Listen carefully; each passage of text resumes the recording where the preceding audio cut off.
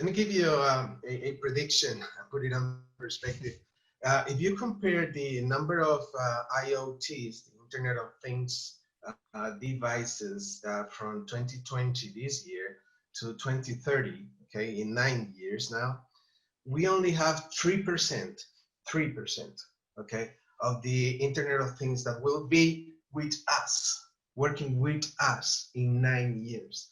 And what it means is, of course, a lot of data, but just trying to imagine your room, trying to imagine your house, you know, the buildings, the transportations, and everything surrounding, right?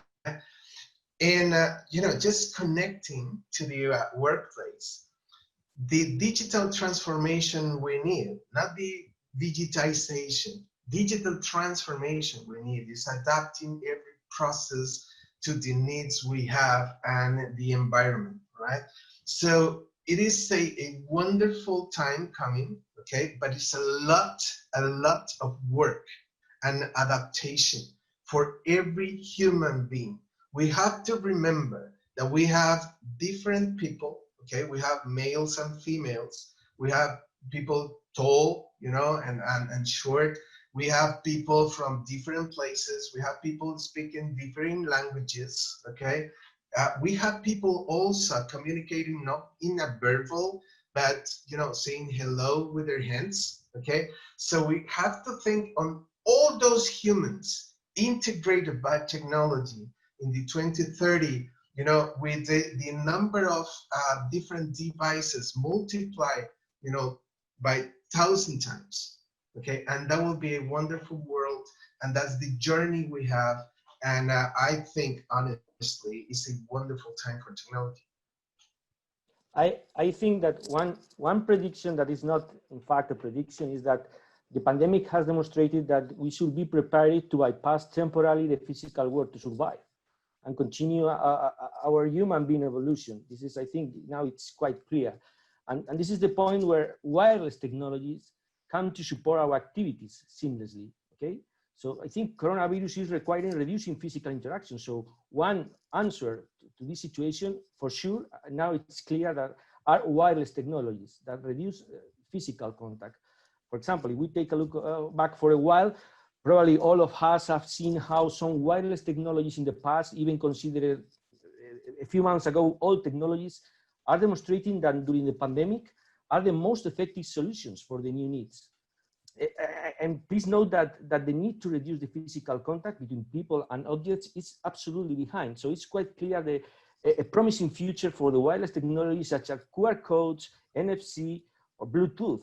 Wireless technologies have the right time now and in the next future to solve a lot of problems. So in this sense, Getronics' role, for example, in Bluetooth history, we are on track of this technology since 2013. We deployed at that time proof of concept for monitoring security guards at soccer stadium and the first biggest deployment of Bluetooth beacons in the main Spanish airports on 2015. So that's our bet in that sense. So it's clear that the technology is there, but the right moment probably for a lot of technology is now, where something external, because technology is only one variable of the solution, but we need to have a holistic view of our problems, and technology is something practical, not theoretical. So technology is right when solve an actual problem, not theoretically in a lab is able to solve problems. It's when you mix put all together, government, you put people, you put geographical culture, and you are able to solve a problem, combining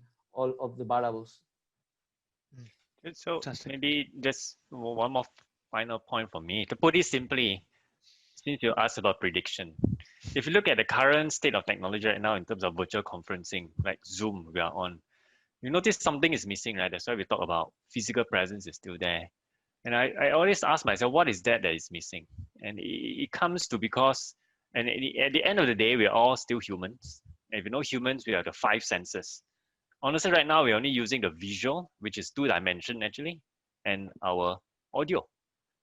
Where is the touch and the smell and the feel and the spatial? And there are certain things moving on already, like spatial virtual reality is accelerating. We are already experimenting virtual reality as a new way of teaching education. INSEAD has a research center for that. And we talk about human coming to digital transformation. You've heard about avatar-based platforms. That is also growing. Is there another way? It'll be interesting to see if I can predict if any technology coming up, they can even transport, smell, and feel. I think we have not even seen, we're only seeing the surface of what the technology could bring in years to come. So I'll end here. Thank you. Can I just give you some wrap-up thoughts before Harsha, just to wrap up most probably. Yeah, I heard, we've been talking a while, and there are two concepts, right? Technology and humans. Mainly, that is what our discussion, I think, was about. I would say that, in my opinion, technology is almost never the problem. Technology itself is not a problem. Making bad use of technology is, and sometimes humans are the problem as well. Yeah, because they are making use of the technology not properly, right? But yeah, that is. I think that the technology is there, and we should be using this in order to overcome these kind of situations that we are living now. And technology is helping us in order to cope with that kind of situations. But also, technology, it is making us improve, and it is making us manage our data properly and better, and getting more insight. Just a final thought, which is, if information, it is the new oil, and oil is ruling the world, or it was at least, or maybe it is still, maybe technologies are like us are going to be ruling the world, or are we ruling the world already? I don't know. I will leave you with that thought. 2053 is the time or the year when my daughter will be of the age which I am today. I'll be of the age which my father is today. Right? So it's a very interesting time, and I always kind of ponder over how the world will look like from 2020 till 2053. So technology, certainly, whether it will be HoloLens, my daughter might be working in HoloLens or those kind of technology. But at the same time, I think everybody as a human agrees this personal interaction always help. Those coffee discussions, those discussion on the corridor in the office makes a lot of difference. So it'll be interesting to see. I'm a technologist at the end of the day. I'm very positive about the impact of technology for the good of the society and for the human and the world.